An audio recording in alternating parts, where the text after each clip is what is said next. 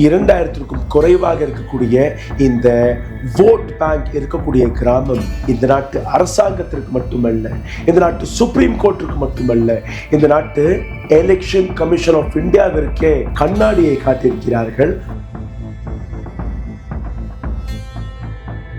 ஆனால் இந்த முறை இவிஎம் வரக்கூடாது, இந்த முறை பேலட் பேப்பரை மட்டுமே வைத்து நாங்கள் தேர்தலை நடத்துவோம்.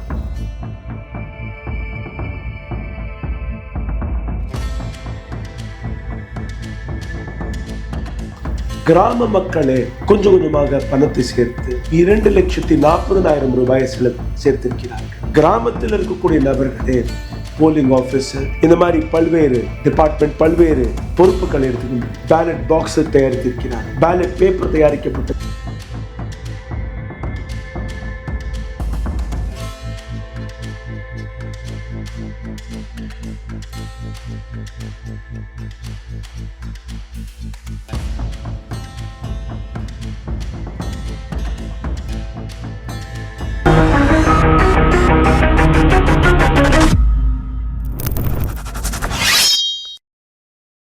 வணக்கம்.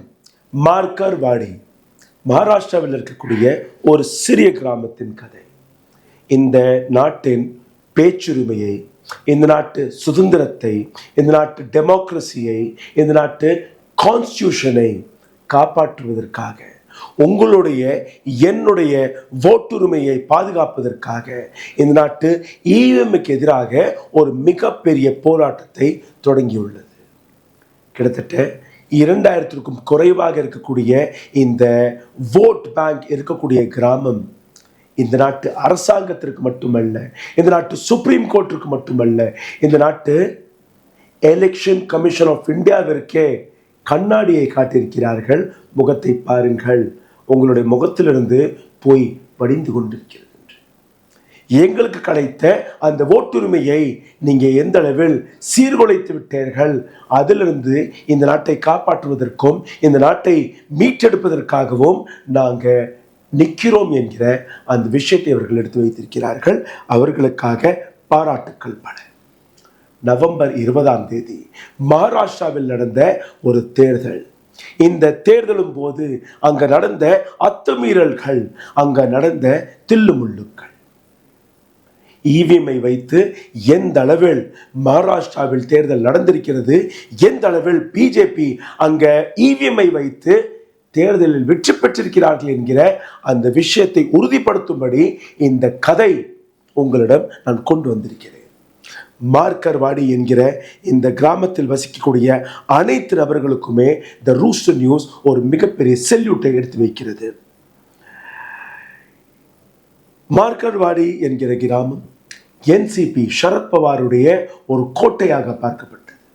அதாவது சரத்பவாருடைய என்சிபி அங்கிருந்து வரக்கூடிய ஒவ்வொரு ஓட்டும் இந்த அரசியல் கட்சி, அந்த அரசியல் கட்சி சின்னத்திலிருந்து வரக்கூடிய யாராக இருந்தாலும் அவருக்கு தான் போகும் என்கிற அந்த அடையாளம்.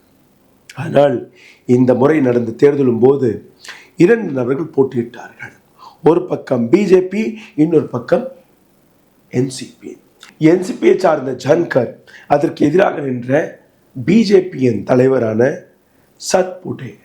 இந்த கிராமத்தில் மொத்தமே 2000 ஓட்டுகள் தான். 2000 கூட இல்லை, 1974 ஓட்டுகள் ப்ரெசைஸ்ட். இந்த 2000 ஓட்டுகளில் யாருக்கு அதிகமாக ஓட்டு போயிருக்க வேண்டுமோ அந்த நபருக்கு வெறும் 843 ஓட்டுகள். எதிரில் நின்ற பிஜேபியினருக்கு 1003 ஓட்டுகள். அப்போ அவர் வெற்றி பெறுகிறார். இந்த இடத்தில் அங்க இருக்கக்கூடிய கிராம மக்கள், எங்களுக்கு இந்த இவிஎம் மீது நம்பிக்கை கிடையாது, ஏதோ ஒரு தில்லுமுள்ளு நடந்திருக்கிறது, ஆகையால் இங்க ரீபோல் நடக்க வேண்டும். டிசம்பர் 3 இந்த எலெக்ஷனுக்கான தேதியை அறிவித்து விட்டார்கள். ஆனால் இந்த முறை இவிஎம் வரக்கூடாது, இந்த முறை பேலட் பேப்பரை மட்டுமே வைத்து நாங்கள் தேர்தலை நடத்த போகிறோம். எலெக்ஷன் கமிஷன் ஆஃப் இந்தியா இல்லை இவிஎம் இல்லாமல்லாம் இங்கே தேர்தலை நடத்தக்கூடாது, நீங்க நடத்த வேண்டாம், பரவாயில்ல, நாங்கள் ஒரு மாக் போல நடத்துகிறோம். மாக் போல் அதாவது ஒரு செட்டப் செய்யப்பட்ட ஒரு ஓட் எலெக்ஷன். இதில் உண்மை யாரு பொய் யாரு என்று தெரிஞ்சிடும். பேலட் பேப்பரில் நீங்கள் ஓட்டு போட போகிறீங்க, 2000 பேர் தான் கிராமத்தில் இருக்கிறாங்க. எப்படி அந்த நபருக்கு 1003 ஓட்டு போனது என்கிற அந்த உண்மை போய் எல்லாமே தெரிஞ்சிடும். அதனால நாங்கள் அதை நடத்தியே தீருவோம். கிராமத்துடைய என்ட்ரன்ஸில் நீங்கள் பார்த்தீர்கள், அந்த போஸ்டர் நான் உங்களுக்கு காட்டுறேன். அந்த போஸ்டரில் எப்படி என்ன என்ன அனைத்தும் எழுதி விட்டார்கள். இதுக்கு நாங்கள் அரசாங்கத்திடமிருந்து எந்த நிதி உதவியும் எங்களுக்கு தேவையில்லை, எந்த அரசியல் கட்சி வர தேவையில்லை. கிராம மக்களே கொஞ்சம் கொஞ்சமாக பணத்தை சேர்த்து 2,40,000 ரூபாயை சேர்த்திருக்கிறார்கள். கிராமத்தில் இருக்கக்கூடிய நபர்களே போலிங் ஆஃபீஸர், இந்த மாதிரி பல்வேறு டிபார்ட்மெண்ட் பல்வேறு பொறுப்புகள் எடுத்துக்கொண்டிருக்கிறார்கள். பேலட் பாக்ஸை தயாரித்திருக்கிறார்கள். பேலட் பேப்பர் தயாரிக்கப்பட்டது. கடைசியாக அவர்கள் எதிர்பார்த்தது என்ன? போலீஸ் அங்கே வரணும், எந்த விதமான கலவரம், ஏன்னா அங்கே பிஜேபியினர் ஜெயிச்சிருக்கிறார், எப்படி வேணாலும் கலவரம் வெடிக்கும், போலீஸார்கள் வந்து அந்த பாதுகாப்பை வழங்கட்டும். இதே எலெக்ஷன் கமிஷன் ஆஃப் இந்தியாவுடைய அதிகாரிகள் வந்து இது மாக் போலாகவே இருக்கட்டும், நாங்கள் எலெக்ஷன் ரிசல்ட் எல்லாம் மாற்ற தேவையில்லை, அதை அப்படியே ஏற்றுக்கொள்கிறோம். ஆனால் இந்த கிராமத்திலிருந்து எப்படி அந்த நபருக்கு ஓட்டு போனது இல்லை, இந்த நபர் உண்மையிலே ஜெயிச்சிருந்தால் இங்கேயும் அதே மாதிரி 1003 1200 ஓட்டு போனாலும் பரவாயில்லை, ஆனால் எங்களுக்கு உண்மை தெரியும்.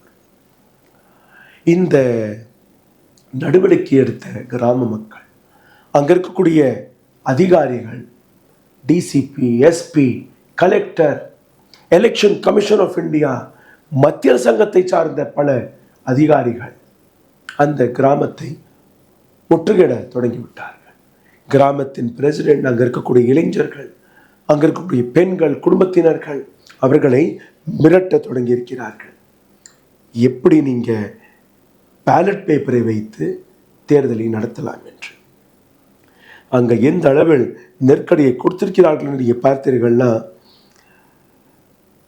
அந்த இடத்தில் தேர்தல் நடக்கவில்லை.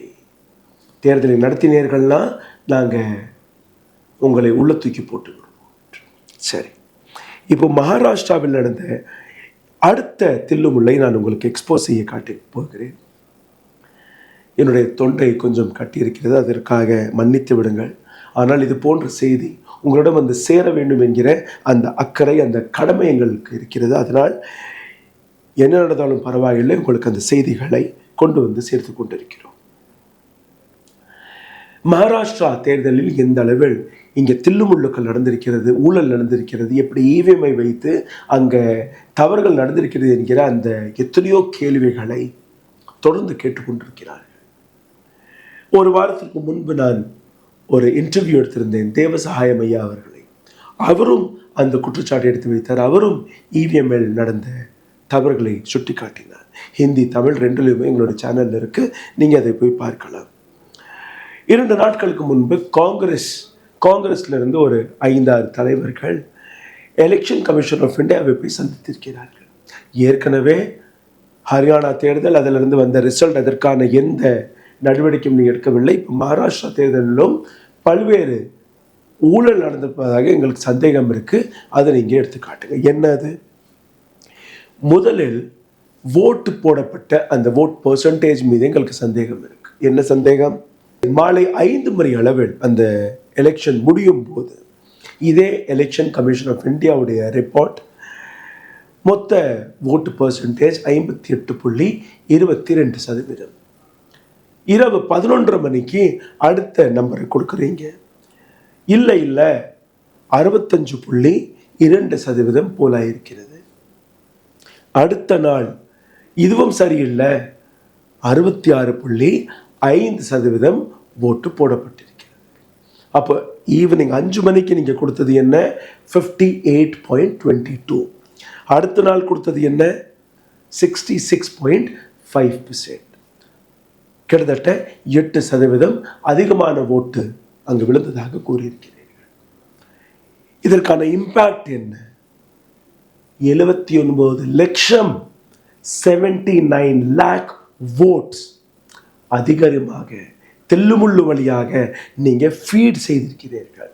1%, 1/2% அதிகமாக இருந்தால் அது வேற விஷயம்.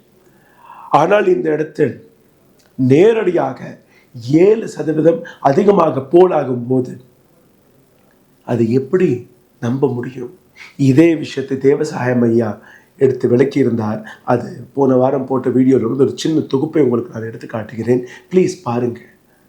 எந்த விதத்தில் இந்த நாட்டு கான்ஸ்டியூஷனை, இந்த நாட்டு டெமோக்ரஸியை, இந்த நாட்டு எலெக்ஷன் ப்ராசஸை இந்த நாட்டு அரசாங்கம் கூடவே எலெக்ஷன் கமிஷன் ஆஃப் இந்தியா நசுக்கி கொண்டிருக்கிறார்கள் என்று இந்த வீடியோ தொகுப்பை பாருங்க. ராத்திரி உள்ள அந்த சாயங்காலத்துக்குள்ள 7 மணி ஃபிகருக்கும் அந்த அடுத்த நாள் கொடுக்குற சாயங்காலம் கொடுக்குற ஃபிகருக்கும் ஸ்டாண்டர்ட் வேரியேஷன் வந்து ரொம்ப சின்ன வேரியேஷன் தான் இருக்கணும்.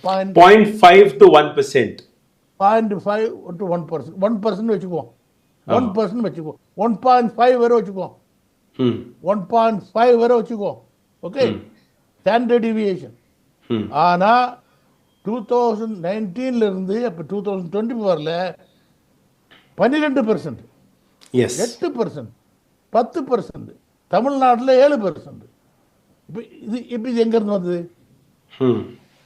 நாங்கள் கேட்டோம், லோக்சபா எலெக்ஷனில் தான் கேட்டோம். ஆந்திர பிரதேசில் 12%, ஒரிசாவில் 12.4%, மகாராஷ்டிராவில் 8%.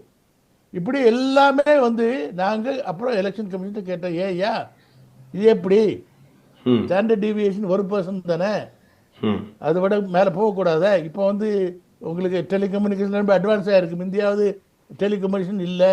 இப்போ செல்ஃபோனை ப்ரெஸ் பண்ணால் போது இம்மீடியட்டாக அதுக்கு பதிலே கிடையாது, பதிலே இல்லை. கேட்காத மிஸ்கைடட், கேட்காத, டோன்ட் ஆஸ்க், எங்களை ட்ரஸ்ட் பண்ணு, எங்களை பிலீவ் பண்ணு. இது முதல் புள்ளி. ரெண்டாவது புள்ளி, allegation of voters list manipulated. voters list, வீட்டுக்கு வீடு வந்து உங்கள் வீட்டில் எத்தனை ஓட்டு இருக்குது அப்படிலாம் கேட்டுட்டு போகிறாங்க. அதுக்கப்புறம் நீங்கள் ஓட்டு போடுறதுக்கு முன்னாடி அங்கே அரசியல் கட்சி அவர்கள் உங்களுடைய ஓட் லிஸ்ட் வச்சுருப்பாங்க. அதில் என்ன நடந்துச்சு அதை நீங்கள் பாருங்கள். ஜூலை 2024 ஆண்டிலிருந்து நவம்பர் 2024 ஆண்டு, ஜூலை, செப்டம்பர், அக்டோபர், நவம்பர், 4 மாதம். அதுக்கு முன்பு அந்த லோக்சபா தேர்தலில் அவர்கள் கிடைத்த தோல்விக்கு பின்பு இது எப்படி நடந்திருக்கு?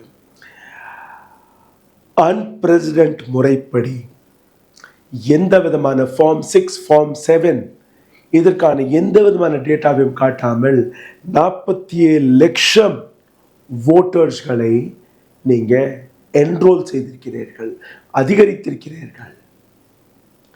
யார் இந்த புதிய 47 லட்சம் ஓட்டர்ஸ்கள்? 4 மாதத்துக்கு முன்பு தான் லோக்சபா தேர்தல் நடந்தது. எப்படி திடீர் என்று 47 லட்சம் ஓட்டர்ஸ்கள் வந்திருக்கிறார்கள்? எந்த விதமான தகவலையும் நீங்கள் காட்டவில்லை. சரி, இது 2வது சந்தேகம். 3வது சந்தேகத்தை நீங்கள் கேளுங்கள். காங்கிரஸ் ஒரு அப்பீல் எடுத்து வைத்திருக்கிறது. என்ன appeal? Arbitrary deletion and addition of the voters list. இந்த இடத்துல 39 லட்சம் ஓட்டர்ஸ்களுடைய அந்த பட்டியல், அந்த லிஸ்ட், முக்கியமாக இஸ்லாமியர்கள், என்சிபி சரத்பவாருக்கு சப்போர்ட் செய்யக்கூடிய நபர்கள், முக்கியமாக உத்தவ் தாக்கரே அவருடைய சிவசேனாவிற்கு சப்போர்ட் செய்யக்கூடிய நபர்கள், அவர்களுடைய பட்டியலை நீங்கள் நீக்கியிருக்கிறீர்கள் ஓட்டு போடாதபடி. அந்த raw data, voters turn out data, raw data எங்களுக்கு தேவை. Addition, deletion, form 6 and form 7 அதற்கான டேட்டா எங்களுக்கு தேவை. சஸ்பிஷியஸ்லி எப்படி இந்த voters turn out டேட்டா 8% உயர்ந்திருக்கிறது, 79 lakh voters எப்படி அந்த ஓட் அதிகரித்தது, இந்த 3மே எங்களுக்கு தேவை என்கிற விஷயத்தை காங்கிரஸ் தலைவர் எடுத்து வைத்திருக்கிறார்கள். இப்போ சிந்தித்து பாருங்கள், எந்த விதமான தில்லுமுள்ளு மகாராஷ்டிராவில் நடந்தது. இந்த சிறிய கிராமம் எவ்வளோ பெரிய சாதனையை படைக்க பார்த்திருக்கிறார்கள்.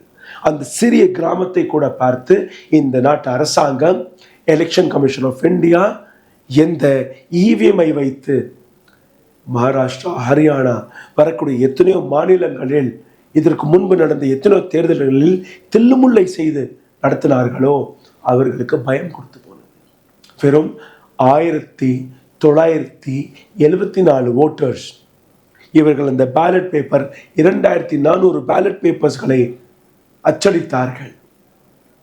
அந்த ஃபேக், அந்த மார்க் போலை கூட பார்த்து நீங்க பயந்து நடங்கி கொண்டிருக்கிறீர்கள்.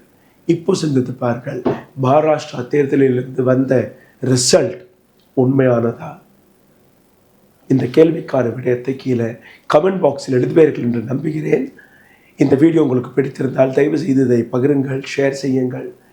இந்த சேனலை சப்ஸ்கிரைப் செய்ய நினைக்கக்கூடிய நபர்கள், ஆதரவு கொடுக்கக்கூடிய நபர்கள், அதையும் நீங்கள் செய்யலாம். கீழே எழுதியிருக்கக்கூடிய UPI ஐடியில் உங்களுடைய ஆதரவை தெரிவித்து சப்ஸ்கிரைபும் செய்து விடுங்கள். நன்றி, வணக்கம்.